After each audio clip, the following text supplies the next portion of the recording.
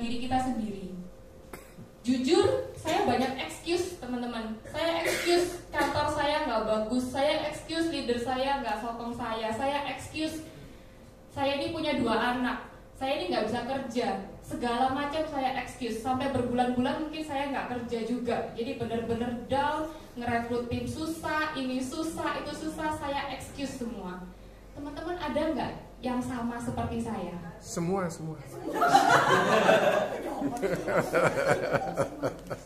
Ada nggak? Nggak ada. Hebat loh. Berarti harusnya bisa lebih dari saya semua ini ya. Pasti.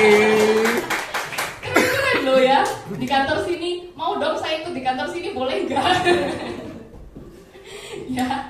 Terus setelah itu, tetapi apa yang membuat saya tuh bisa terus, gitu ya teman-teman ya. Saya ini bukan orang yang suka bermimpi besar. Bahaya loh. Saya nggak punya mimpi. Cuman saya berlogika. Apa logika saya? Kalau saya keluar dari Prudential, saya mau kerjakan apa? Dan apa itu apakah lebih baik dari Prudential? Cuman itu kunci saya, teman-teman.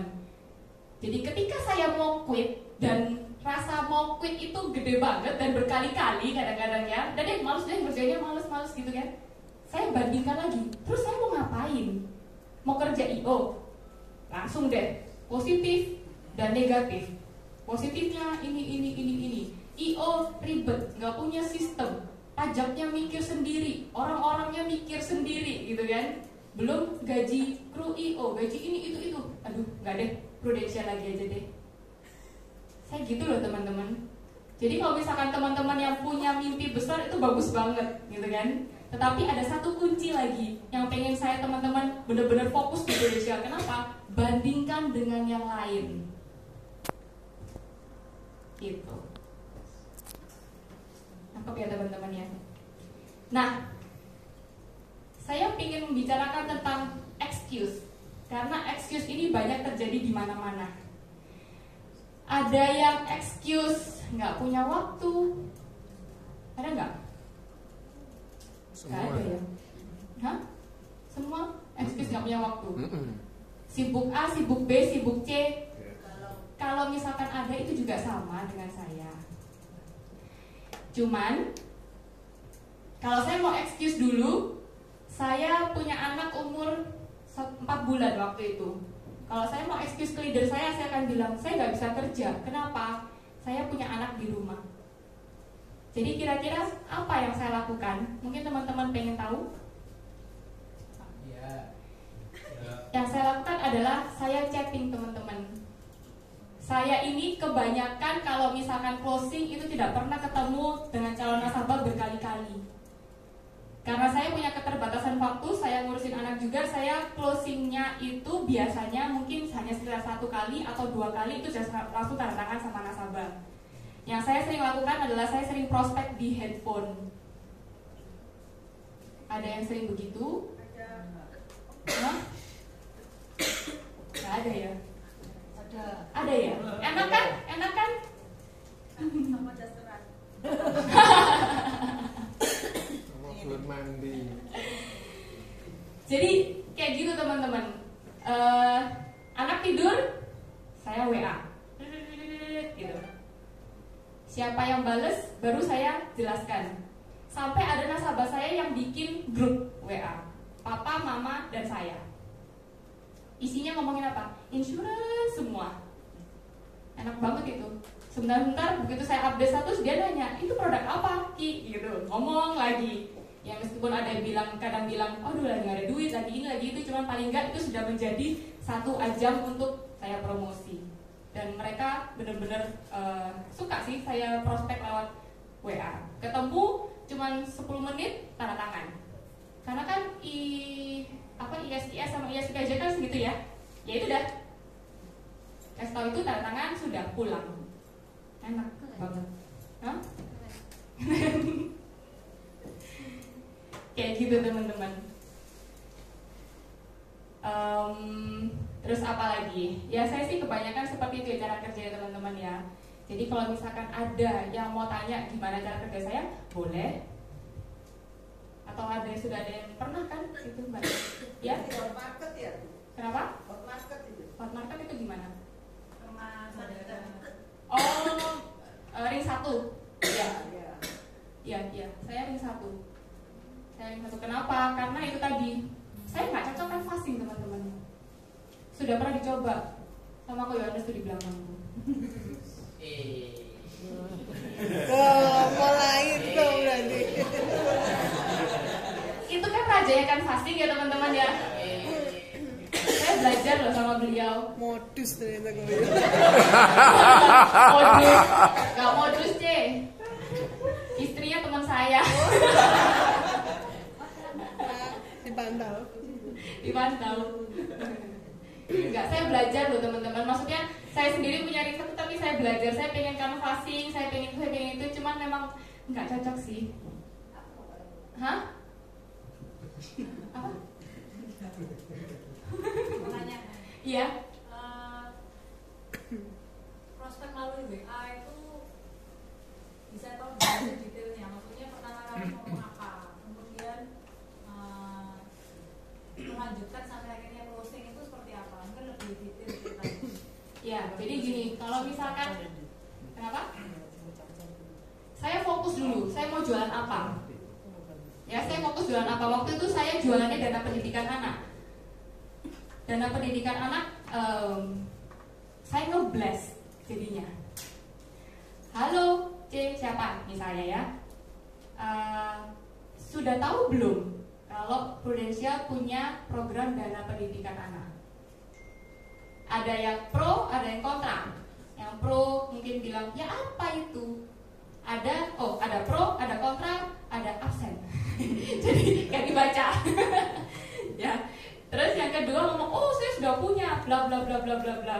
Sama yang satu lagi ya sudah dibuka, habis itu ditinggal. Nah, itu sering banyak. Jadi saya fokusnya ke yang pro. Gimana itu? Baru saya jelaskan. Atau kalau misalkan orang sudah ngomong sudah punyanya apa? Jadi saya tanya jawab. Via WA semua. Ya.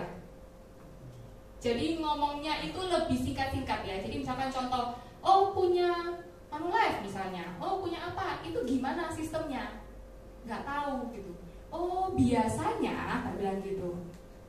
Atau kalau misalkan kita ngomong, loh kalau terjadi apa-apa sama bojomu, tabungan anaknya gimana? Paling simpel sih kayak gitu-gitu. Hanya hal-hal yang kritik ya, maksudnya ya. Jadi contoh, kalau di Prudential gitu ya, ketika ada terjadi resiko sama orang tua, tabungan anak dibayarin plus dapat beasiswa untuk sekolahnya, ya kan? TK, SD, SMP, SMA, plus lagi dapat biaya hidup. Ada yang tahu program apa? Saya tidak pernah ngomongi. Kita punya loh produk namanya Prulink Edu Protection. Wah, kayak gitu. Saya tidak pernah ngomongin. Jadi mereka nggak tahu tuh produk apa, nggak ngerti sih tak jual apa ya nggak ngerti. Pokoknya intinya dia tahu dia punya program dana pendidikan anak dan dana pendidikan anaknya itu untuk anaknya dia. Terus saya nggak pernah juga nyebutin rider itu saya nggak pernah. PPHC, PHS itu nggak pernah. Kecuali orang yang detail ya. Saya cuma bilang on bill dan plafon. Karena percuma orang nggak ngerti lah. Kita agent aja belajar juga sampai betul ya baru inget ya kan.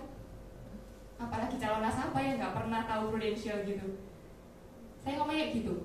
Oke, saya membuka satu topik yang mungkin itu berguna bagi dia. Kalau dia punya anak kan dana pendidikan anak gampang, teman-teman. Menjawab nggak? Boleh cerita lebih detail. Prudential punya loh program dana pendidikan anak yang seperti apa yang kamu ketik itu sehingga membuat orang itu bisa tertarik untuk bertanya. Itu tadi. Jadi misalkan contoh ya, dia tidak punya. Misalkan contoh nabung di bank aja. Dia tinggal ngomong loh, kalau suami kenapa-napa, tabungan anak gimana? Kuliahnya dia gimana? Nah, waktu pertama kali ngeberas itu loh, misalnya promosinya dana pendidikan dari Prudential. Oh, saya tidak pernah broadcast ya. Saya nggak pernah broadcast dana pendidikan anak begini, enggak. Saya tanya secara personal. Misalnya namanya A. Kamu wis itu lah nabungin untuk anak muta gitu loh, kan namanya bahasa temen ya. Oh, satu-satu. Satu kan ada yang pro ada yang kontra, ada yang makanya saya tahu ada yang dibaca ada yang enggak gitu, ada yang sampai lama juga nggak dibaca-baca, ya sudahlah gitu loh. Satu-satu, jadi lebih personal. Kalau di broadcast, selama saya nge-broadcast nggak ada yang nyaut kok, kecuali dia benar-benar cari, nah itu mungkin dia nyaut. Tapi kalau enggak, waduh, berapa persen lah kemungkinan dia nyaut, nggak ada. Karena saya sampai saat ini akhirnya saya menyadari bahwa bisnis prudential itu adalah bisnis apa ya, yang benar-benar customize ya. Nggak semua orang tuh rata, A, B, C, D itu semua orang rata, begini produknya nggak bisa gitu. Jadi saya sendiri kalau misalkan prospek orang, saya nggak pernah pakai Pak Ali, saya nggak pernah jelaskan Pak Ali sama sekali, saya cenderung ngobrol gitu. Jadi nah, terus gimana cara dia ngerti tulisan-tulisannya? Saya rangkum di kertas, saya foto gitu. Ya kalau ada paper sih saya bisa ini kita minta ada. Ejan. Apa nih ya? Iya. Oh, papannya di belakang, keren loh ya. Keren. Ini kok kayak udik gini ya.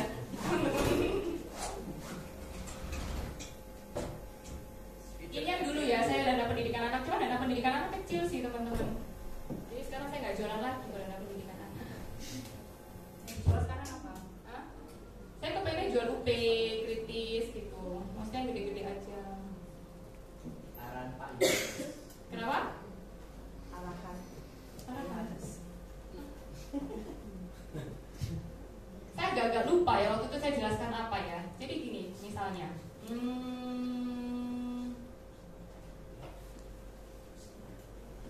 ini ada loh, ini ada di YouTube. Saya ngambil ini dari YouTube teman-teman. Mungkin bisa dicek YouTube-nya siapa kan vloggers ya.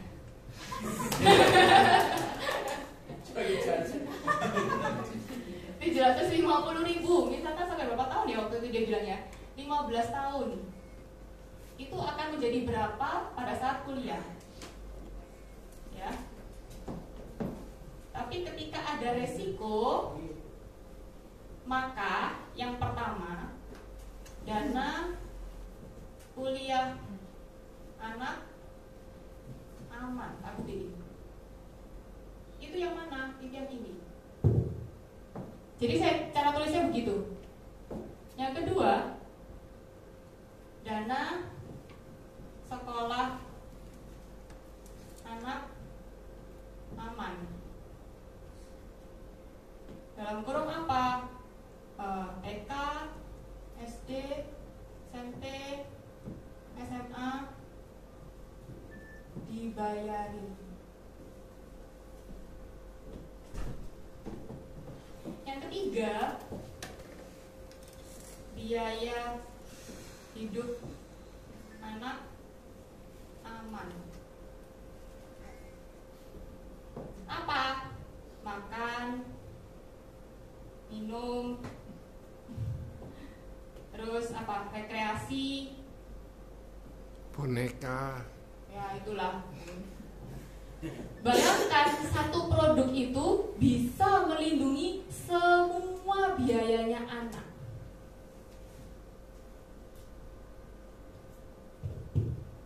Apalagi biaya apa di luar selain ini? Kamu gitu kadang-kadang. Besarnya berapa kan nanti tinggal dihitung ya.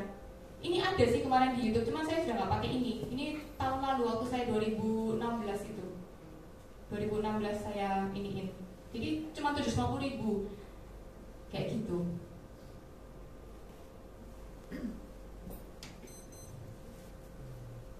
Ada yang nggak sih ini produknya? Sekarang nggak pernah jual ya kayaknya ya. Jarang ya. Nah, tapi maksudnya adalah saya melemparkan sesuatu yang maksudnya kebutuhan dia anak gitu kan. Misalnya dia punya anak kecil, ya udah lempar ini aja. Ketika dia mau ngobrol dan ketika dia sudah percaya, kita bisa masuk dari segala arah. Kita bisa ngomongin PHS-nya dia, kita bisa ngomongin jiwanya dia. Oh ya sudah, untuk tahu ini butuhnya berapa kan kita mesti lihat polis-polisnya dia, gitu kan? Ya mulailah merembet ke yang lain. Tetapi untuk membuka awalnya dulu, kasih sesuatu yang harusnya dia butuh. Gitu teman-teman. Karena saya ini gini loh, saya ini mikir saya nggak punya waktu buat datang dan cuma chit chat. Habis gitu maksudnya fact findingnya dengan kayak lama-lama ketemu nasabah itu saya susah sekali gitu. Waktu dulu apalagi waktu masih kecil. Karena saya ASI dua-duanya 2 tahun. Jadi saya nggak bisa. Ya excuse saya juga sih. Sorry. Tapi dengan begitu saya putar otak teman-teman. Apa yang harus saya lakuin? Begini cara saya. Kedua saya minta bantuan. Bantuannya siapa? Bantuan siapa orang yang paling mendukung saya? Siapa kira-kira? Suami? Repot. Mama. Jaga anak. Enggak, mama saya bekerja. Kenapa? Kan saya tadi cerita. Dari awal saya sekolah segala macam, orang tua saya yang paling dukung saya. Apapun pekerjaan saya, orang tua paling dukung saya. Kalau saya gagal, orang tua yang support saya. Akhirnya saya nggak punya fighting spirit. Tetapi itu jadi nilai plus buat saya. Kenapa? Ma, bantuin dong. Butuh target sekian, bantuin dong.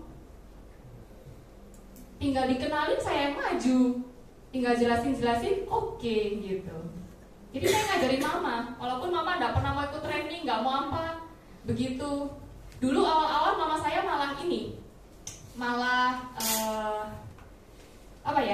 karena mama saya orangnya suka jualan. Jadi kalau jualan gampang banget buat mama saya. Tetapi begitu setahun berjalan, akhirnya setiap kali mau ketemu calon nasabah, mama saya selalu tanya, dia panggil saya Cici. Ci, ini ngomongnya apa? Wah, berarti mama saya sudah menganggap saya sebagai leadernya beliau gitu loh. Kalau dulu kan gampang, jualan asuransi gampang gitu. Sekarang beda. Soalnya mama saya ngomongnya gini sih, udahlah nabung 1 juta 2 juta gampang gitu. Mah, nggak bisa. Orang ini bisa 5 juta, jangan 1 juta 2 juta gitu. Akhirnya ya udah nanya, ini ngomongnya apa nih? Jelasinnya apa nih? Kayak gitu teman-teman. Putar otak. Gitu. Dapat ilmu yang sedikit-sedikit nggak dari saya teman-teman? Semoga bisa ya. Banyak. Saya orangnya nggak pintar sekali materi. Kayak gitu. Ada lagi yang mau ditanyakan dan mau curhat colongan mungkin? Banyak. Ya. Apa yang akan dilakukan kalau ring 1 itu habis? Referensi. Selama ini ring 1 saya nggak habis sih. Belum habis sih. Saya nggak tahu ya. Mungkin teman-teman apa sudah habis ya. Kalau misalkan mikirnya gini, ada yang pernah bilang sama saya gini, kalau misalkan tidak tahu mau prospek siapa, coba pikirkan kalau saya mau merit, saya mau ngundang siapa. Listnya kan banyak tuh, dari teman rodok kenal, teman gak kenal, ya kan. Listnya banyak. Kalau saya mau merit, saya mau ngundang siapa? Saudara tuh pasti banyak itu saudara. Ya itu sudah ring 1-nya. Masa sih habis ya? Habis ya. Hah? Kenapa? Cuma belum nulis. Boleh sekarang dipikirkan kalau misalkan mau merit atau misalkan mau ulang tahunin anak ya, mau ngundang siapa gitu kan? Buat mantu. Oh, emang sudah mau mantu? Sudah. Gak kelihatan. Heran. Gitu, coba dirubah cara pikir ya. Jangan mau prospek siapa. Jadi kan gak kepikiran tuh dia punya pekerjaan apa, dia punya income berapa, kan ada pikiran. Kalau mau merit, undangnya siapa? Sudah dari situ baru disortir. Oh ini bisa dana pendidikan anak, ini bisa ini bisa itu, ini bisa itu, bisa itu, bisa itu. Minta data dari IO aja lah, gampang. Iya, saya juga lost kontak tuh. Nah itu juga belum terjamah. Thank you loh. Oh sudah. Ide. Mesti nyimpen atau sudah hilang datanya? hilang sih sebenarnya. Cuma kan masih banyak di Instagram. Oke.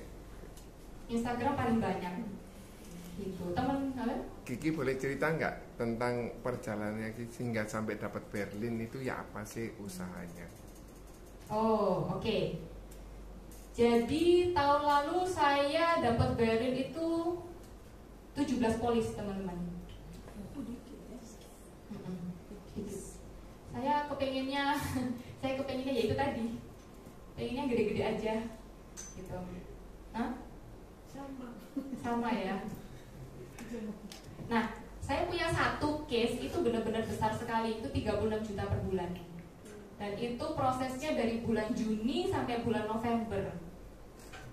Ya, itu ceritanya apa? Ceritanya saya nemenin mama saya reunian.